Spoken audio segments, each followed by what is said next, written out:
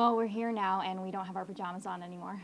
And you're wearing makeup. I am. I went on TV with no makeup and didn't do my hair. You look pretty good with makeup on. I tried. You look pretty good without makeup on. All right, enough. No. It was a good time. It was a good time. Well, it was a lot of work.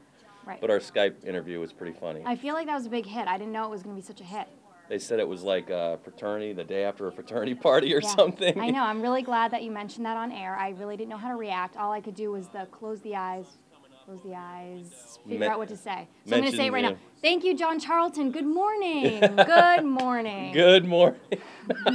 We did not share a room one more time. Thank you. Thank you, John Charlton. But anyway, I mean, what was the experience like for you? You felt the wind? You got some flooding? I think one of my favorite memories was definitely in the morning with our photographer, Scott Vargas. We went to one of the beaches in Fairfield, and we had to do like 20 takes because I could literally hardly stand up. And I'm happy to say she did not blow away. No, but it was definitely intense, and looking back on it, it's pretty funny. There's some funny moments there. I would say my funniest moment, it was kind of crazy. It was standing up on the seawall, and then all of a sudden a wave comes over and hits me, and all I had to say was, and I'm getting soaked. I started covering the effects that Hurricane Irene or Tropical Storm Irene could potentially have here in Connecticut on Friday, but I think my best memory was on Saturday. We were in Fairfield and we came across a beach, Penfield Beach there, and I was shocked by how many people just brought their families onto the beach to watch the waves. Personally, I thought it was a little nutty, perhaps a little bit dangerous, but nothing topped the guy who was kiteboarding in the middle of these crazy waves. He even talked to us, and surprisingly, he was a lot more, I guess, normal than I thought he would be on camera. My story from Hurricane Irene. Well, the one I take with me is all photographers and probably photojournalists want to be the one out there to get the shot. Once I went out and felt how strong the winds really were, I really started to respect what I was standing in. This was my first hurricane.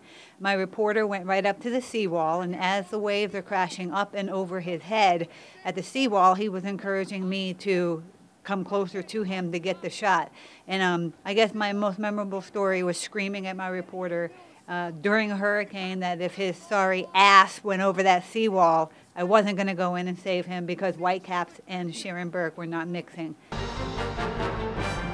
You know, as a reporter, you have to cover the reality of severe weather. And the thing that certainly will stand out for me, the most indelible thing of this entire storm coverage was just an amazing amount of bad judgment. We have been warning people all day, don't come out, don't come out.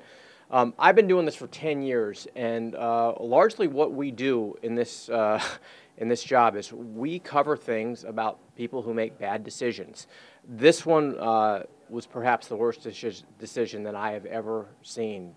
Two guys got into a canoe without life vests and got in the Pequabic River and went down the Pequabic River, and you know, one of them never made it out, and miraculously the other guy did. And just watching the people on the banks of the river and watching the rescue crews trying to go in and get these guys, I will definitely never forget that. It was very sad. My favorite memory covering Irene was coming into the weather center at 9:30 in the morning. Dan was here, Joe was here, and then Jeff Fox came in shortly after. All four meteorologists were in. Sam Samperi was there as well. He works for WTIC News Talk 1080. We were just one big team, all working on the graphics. You know, none of us really cared about getting FaceTime. We just wanted to help the other people on the air, get the information out to people who were watching, and it just felt like we were one big team. And